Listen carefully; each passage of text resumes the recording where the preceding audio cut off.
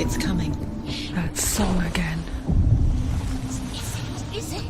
It's Hella. Yes, the source of the darkness. It's coming. This is your moment.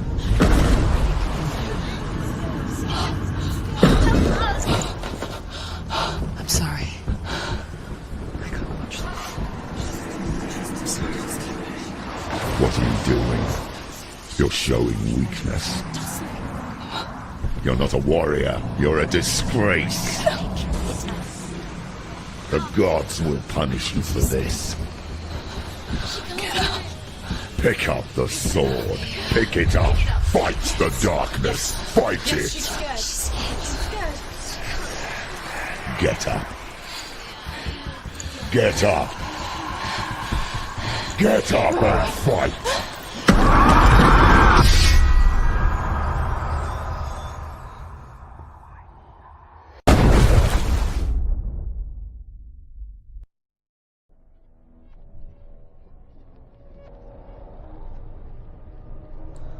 Stormy seas and lost souls.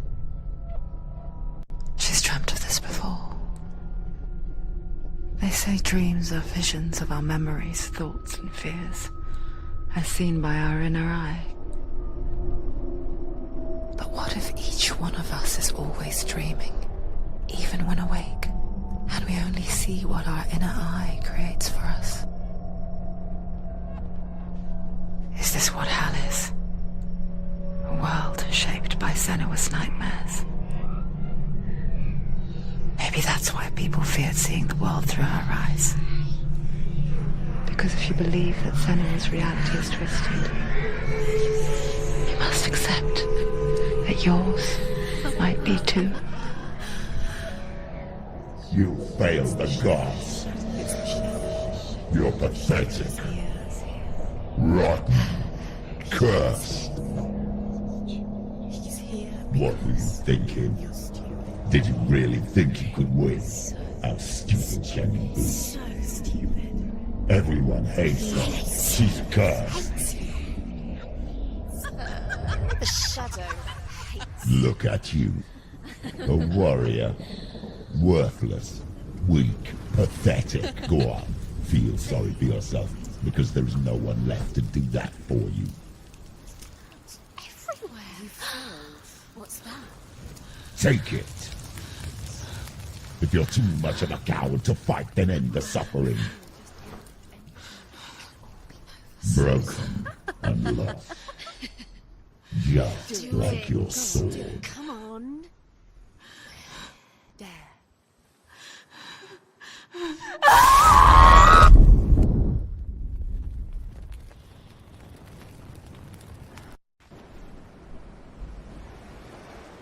Why go on when you give everything and face that which torments you, only to find that it is worse than you could have imagined?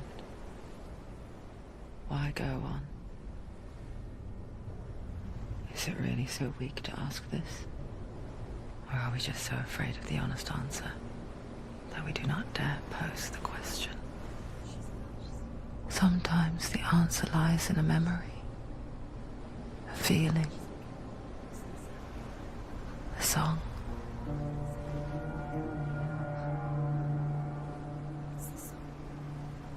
It's not real. It's a trick. It's not real. It's real. Listen to it. Don't give up. Did it? It's Not like this. It's not real. It is real. It's a trick. Don't trust it. Maybe you're already dead. Who are you? Do you still believe in yourself? No, it's Enough. It's a trick. She knows this. It's a trick. He's already dead. He can't be here. It's impossible. Dillian. Come to me. Please.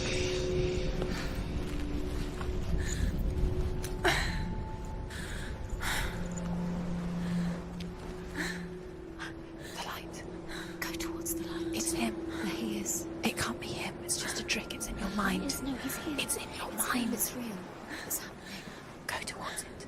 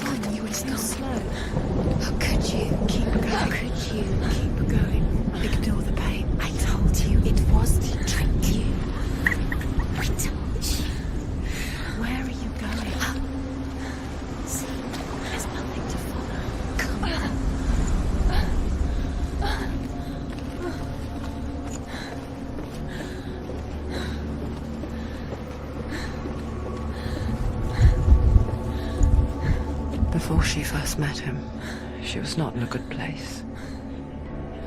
Just a teenager, but not like the others. Barely functioning, she rarely left the house. Her father's in-bell made sure of that. Only occasionally did she venture out on her own, collecting firewood and herbs. Errands out in the Orkney Plains. That was her world. Like this one. Barren and lonely.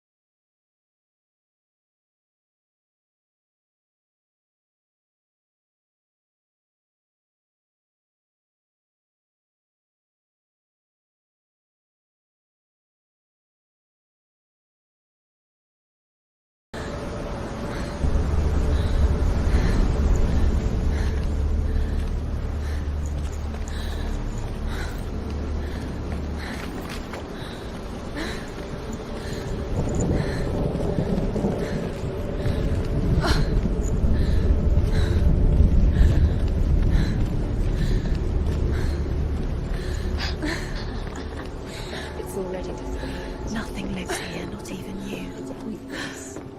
It's in your mind. You think you can see it, but it's in your mind.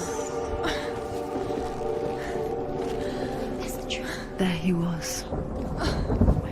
The lone figure of a boy. He's there, under the tree. Swordplay under the shade of a tree. She remembers the first time she saw him. To her young eyes, he moved as if dancing, and the world danced with him. The gloom lifted, and for the first time in years she felt a ray of hope.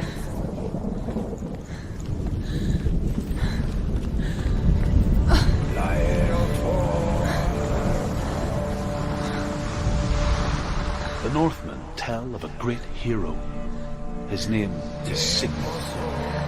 His father's hall was built around a great tree, and one day Odin comes and thrusts a sword into the tree, a gift to whomever can release it. Many try, but the sword only comes out at Sigmund's touch. His brother-in-law, King Siggeir, wants it, but Sigmund refuses him, so King Siggeir plots revenge. He invites Sigmund and his brothers to a feast, but when they arrive, they are met with an army, not a warm welcome. King Siggeir captures Sigmund and his brothers, steals his coveted sword, and readies them for execution.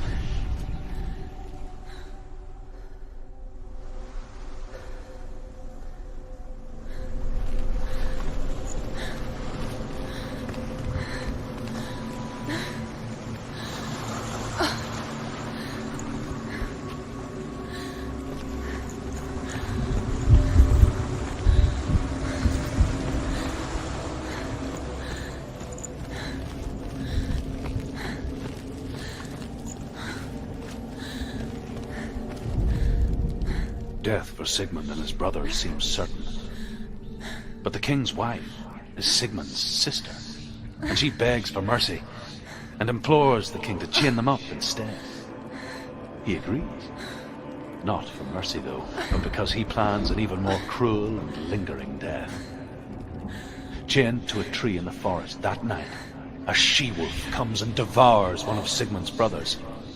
She returns, ravenous, night after night, until only Sigmund is left. The next day, Sigmund's sister sends a servant with honey to smear on Sigmund's face. But to what end? Well, that night, When the she-wolf appears again, you'll never guess what happens.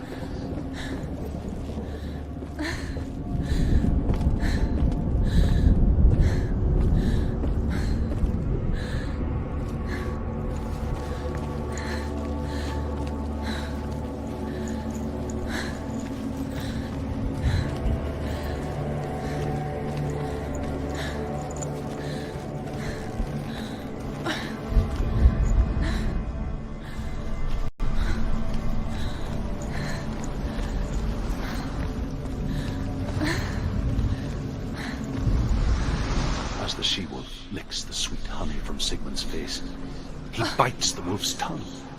The she-wolf pulls away, but Sigmund holds on. The chains break, and he is free. After his escape, Sigmund lives like us, hidden in the forest. His enemy, King Siggeir, believing him dead, as his sister plots revenge. And for vengeance to succeed, even the great Sigmund needs help. So she sends her sons to him. But their blood is weak and corrupted, and they're put to death by Sigmund.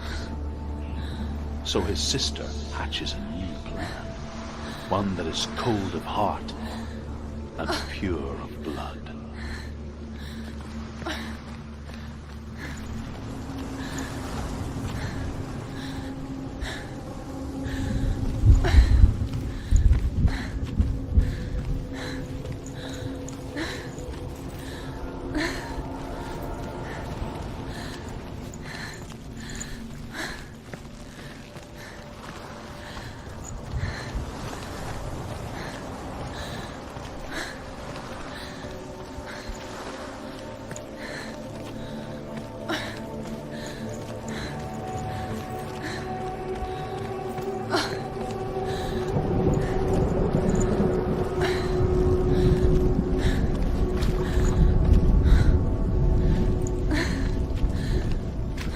Day after day, watching from afar, she mimicked him, perfecting her own secret dance,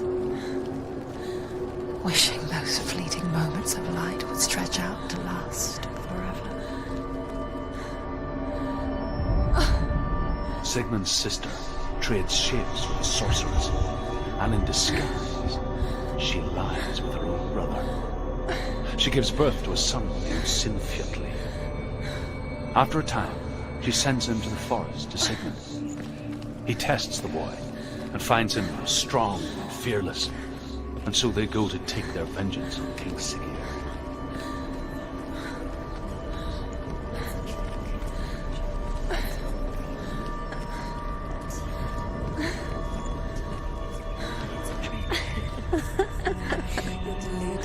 Where are you going? Where is she going? What is she following? You can't even fight. It's just deception. How does he so effortlessly court the world and bliss? If only she could do the same. See the world through eyes anew and dance with it, just like he does.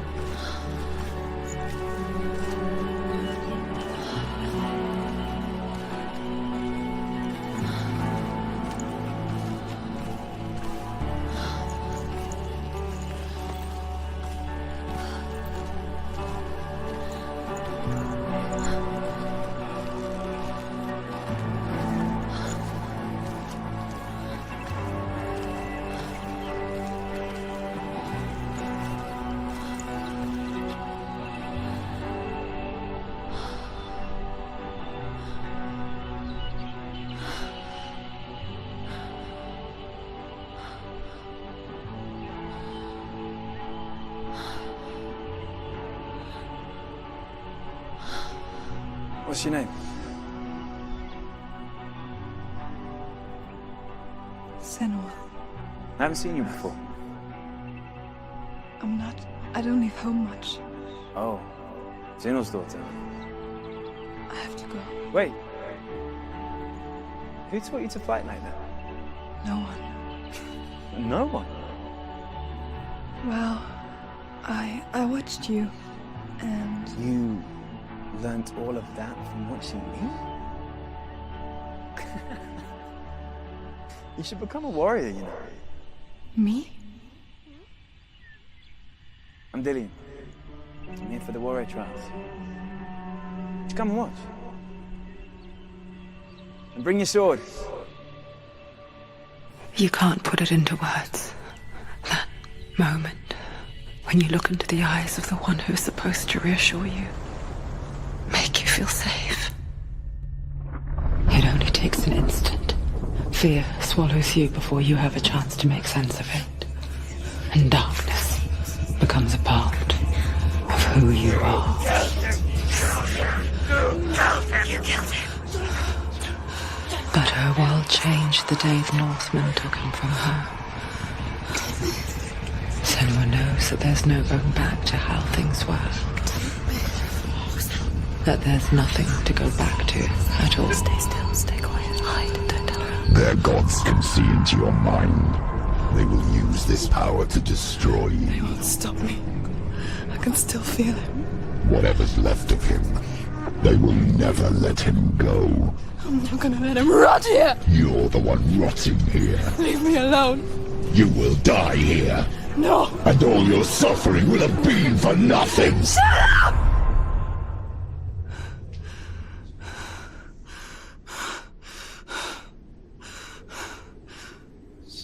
Dillian?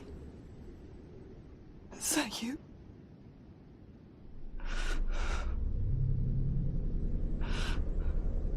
I'll find you, my love. I promise.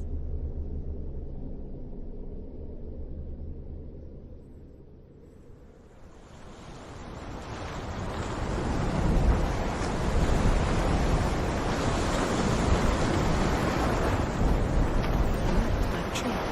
Can you see him? You want to believe it. Is he not real? Is he there? You're alone in these mountains. Is that Dillian? Nothing lives here.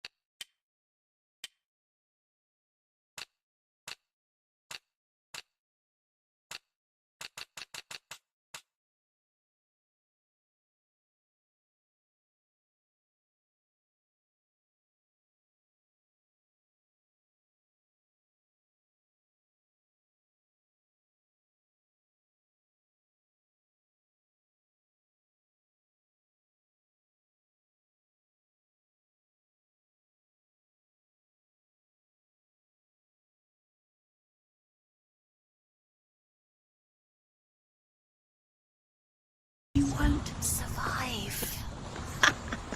You met him by the tree. She met him by the tree. Maybe it's a sign, the tree. What's he trying to tell you? He's waiting for you by the tree.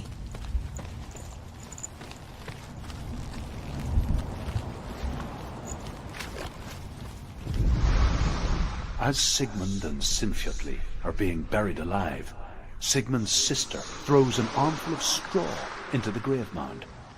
Hidden in the straw is Sigmund's sword, the gift of Odin.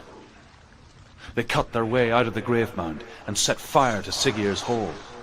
The king burns to death.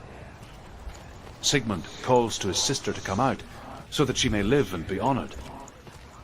She does come out, but only to tell him the truth, that she had slept with him, her brother.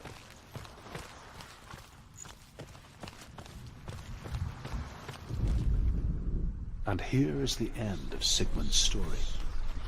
He was a fierce and great warrior who fought many battles. But one day, an old man came onto the battlefield. Although shadowed by a hood, Sigmund saw that he only had one eye. The man raised his spear, and Sigmund struck at it with his sword, but the sword shattered into pieces. Sigmund then knew that this was Odin, and thus that victory could not be his. He bowed his head and accepted his end.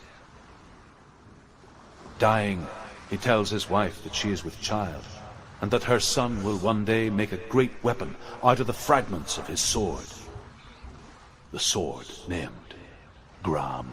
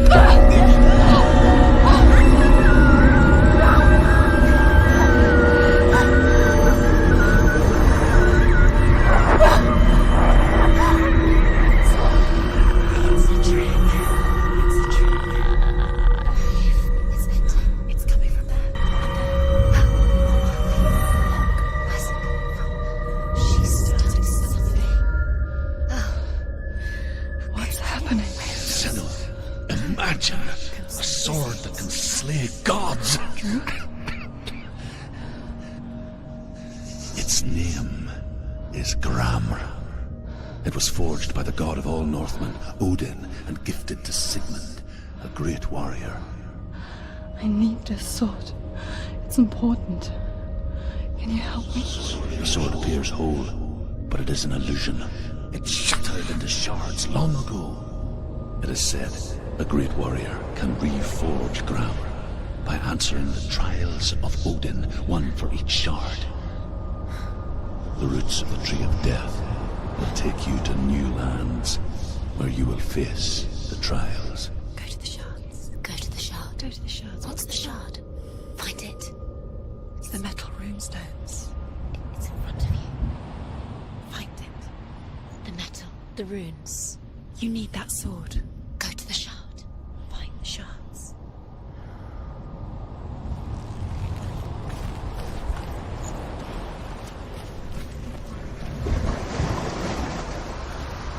Where is it? Find it. There it is. Focus. There's the shard. Focus. Focus. Use your eyes. Look. Get closer. What can you see? A king in the north forced the dwarves to make a sword that would never fail and never rust, and that would slice through iron and stone and bring victory to its bearer. But the angry dwarves cursed it. It would be the death of a man every time it was drawn, and it would be the death of the king. Let me tell you about the sword Tyrving.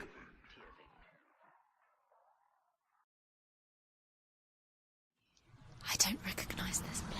Where are we? Where is she? It feels wrong. Where are we now? Burial mound. So strange that we go to such lengths to bury death. Something so very ordinary, inevitable. It's as if we conspire to hide death, because we have no answer for it. But when it comes and forces itself onto our friends or loved ones, then comes the reckoning.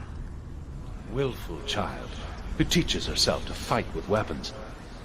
When she learns where her father is buried, her only desire is to reclaim the treasure buried with him, but above all, the sword Tyrving.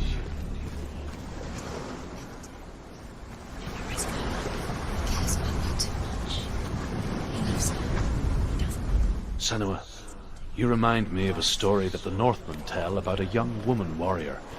Her name is Hervor, the daughter of a berserker born after he was killed. She's a wild, willful child who teaches herself to fight with weapons. When she learns where her father is buried, her only desire is to reclaim the treasure buried with him, but above all, the sword Tyrving.